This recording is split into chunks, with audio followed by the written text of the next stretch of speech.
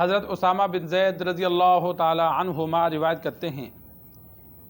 کہ آپ صلی اللہ علیہ وسلم نے ارشاد فرمایا، میں نے اپنے بعد مردوں کے لیے عورتوں سے زیادہ کوئی نقصان والا فتنہ نہیں چھوڑا۔ فتنہ کہتے ہیں آزمائش کو، کہ کوئی چیز انسان کی آزمائش کے لیے ہے کہ اگر حدود سے تجاوز کرے گا تو گناہگار ہو جائے گا۔ قرآن مجید میں اللہ تبارک و تعالی نے مال اولاد کو بھی فتنہ کہا کہ انسان مال حاصل کرنے کے لیے بھی بسا اوقات ناجائز ذرائع استعمال کرتا ہے، جس کی وجہ سے وہ مال حاصل کرنا بھی گناہ ہے، یا مال اللہ نے دیا تو مالدار ہو کر غلط کاموں پہ اس مال کو لگاتا ہے تو یہ بھی گناہ ہے، تو یہ مال فتنہ بن گیا۔ اگر مال کو جائز ذرائع سے حاصل کیا اور جائز جگہوں پہ خرچ کیا تو وہ مال باعث برکت ہے، وہ فتنہ نہیں ہے۔ اسی طرح اولاد ہے، انسان اولاد کے خرچے کے لیے، اولاد کی سہولیات کے لیے بسا اوقات غلط کاموں کی طرف نکل جاتا ہے، غلط ذرائع اپناتا ہے، جس کی وجہ سے وہ اولاد انسان کے لیے فتنہ بن جاتی ہے۔ بہت سے کام کرنے ہوتے ہیں، اولاد کی وجہ سے انسان نہیں کرتا، جس طرح احادیث میں موجود ہے کہ اللہ تبارک سرکار دو عالم صلی اللہ علیہ وسلم نے فرمایا، اولاد بزدلی اور بخل کا سبب بنتی ہے، کہ اولاد کی وجہ سے انسان بسا اوقات مال خرچ نہیں کرتا کہ یہ میری اولاد کے لیے جمع ہو جائے۔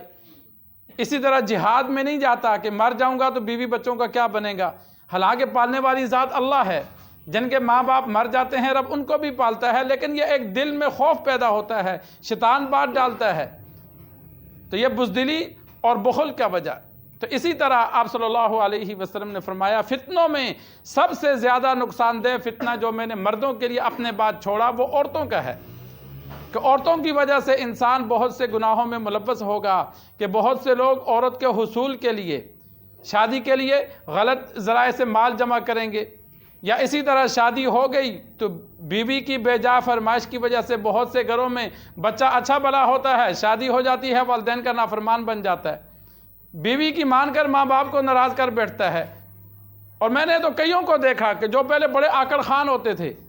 کئی گھروں کی آپ دیکھ لینا، خاص کر جو بہت آکڑ خان ہوتا ہے، پانی اٹھ کے پینا گوارا نہیں کرتا، جب شادی ہوتی ہے تو بیوی کے ساتھ کپڑے بھی دھوتا ہے بیچارہ، وہ اتنے بیچارے بعض نیچے آ جاتے ہیں۔ یہ عورت کی وجہ سے فرق پڑ جاتا ہے، لیکن جو ماں باپ کے سامنے آکڑ دکھاتا تھا بیوی کے آگے ادھر چلا گیا، تو پھر بیوی جیسا جیسا کہتی ہے تو جائز کاموں میں بیوی کی مانی جائے، اس کی مدد کی جائے، یہ گناہ کے کام نہیں ہے، لیکن جو غلط کام ہوتے ہیں ان میں بھی پھر اطاعت کرنے لگ جاتے ہیں۔ کئی گھروں میں میں نے خود دیکھا کہ جب وہ ماں باپ کو پیسہ دیتے تو بیوی کہتی ہے اتنا کیوں دیا؟ بھائی تو مرد نہیں ہے، جواب دے، میری کمائی ہے، میں جس کو مرضی دوں، تو کون ہوتی ہے پوچھنے والی؟ ماں باپ کو دینے کے لیے بھی ہاتھ روکتی ہے خاوند کا، وہ یہ نہیں سوچتی کہ جس ماں باپ نے بچپن سے ابھی تک سنبھالا انہوں نے تو کبھی حساب نہیں کیا۔ ماں باپ بچوں پہ خرچ کرتے ہوئے حساب نہیں رکھتے کہ ہمارے بچے پر کتنا لگ رہا ہے، وہ جتنا ہو سکتا ہے ان سے وہ خرچ کرتے ہیں، لیکن یہ اولاد ہاتھ روک دیتی ہے کہ میری بیوی کیا کہے گی۔ اور اسی طرح انسان گناہوں میں ملوث ہوتا ہے، یہ جگہ جگہ بے حیائی کے اڈے کھلے ہیں، فحاشی کے اڈے کھلے ہیں، یہ جو زنا عام چل رہا ہے یہ اکثر کن کی وجہ سے ہے؟ خواتین کی وجہ سے ہے، عورت کی وجہ سے ہے۔ عورت گھر میں بیٹھی ہو تو بندہ کس سے زنا کرے؟ قرآن مجید میں فرقان حمید میں چوری کے اعتبار سے اللہ نے مرد کو پہلے ذکر کیا، دوسرے نمبر پر عورت کو رکھا۔ چور میں مرد کا درجہ پہلے ہے، عورت کے اندر اللہ نے یہ جرأت نہیں رکھی کہ وہ چوری میں آگے بڑھے، لیکن زنا میں اللہ نے عورت کو پہلے رکھا، الزانیۃ والزانی، عورت کا درجہ پہلے رکھا، اس لیے کہ اگر عورت پیش قدمی نہ کرے تو مرد جرأت کر ہی نہیں سکتا۔ عورت ہاتھ آگے بڑھائے گی، آگے باہر نکلے گی تو عورت جائے گا۔ آج کل جتنے بھی یہ بے حیائی کے اڈے چلے ہیں، اگر یہ اڈوں میں خواتین موجود نہ ہو تو مرد کیسے گناہ کرے؟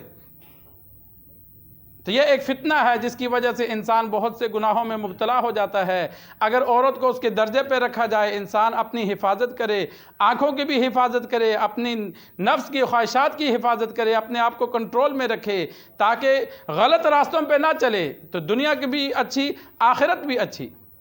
تو یہ فتنہ اللہ تبارک و تعالی نے قرآن مجید میں مال اور اولاد کا ذکر کیا، سرکار دو عالم صلی اللہ علیہ وسلم نے عورتوں کا ذکر کیا کہ مردوں کے لیے میرے بعد سب سے زیادہ جو نقصان والا فتنہ ہے وہ عورتیں ہیں۔ اللہ سے دعا ہے اللہ ہمیں دین سیکھ کر سمجھ کر عمل کرنے کی توفیق عطا فرمائے۔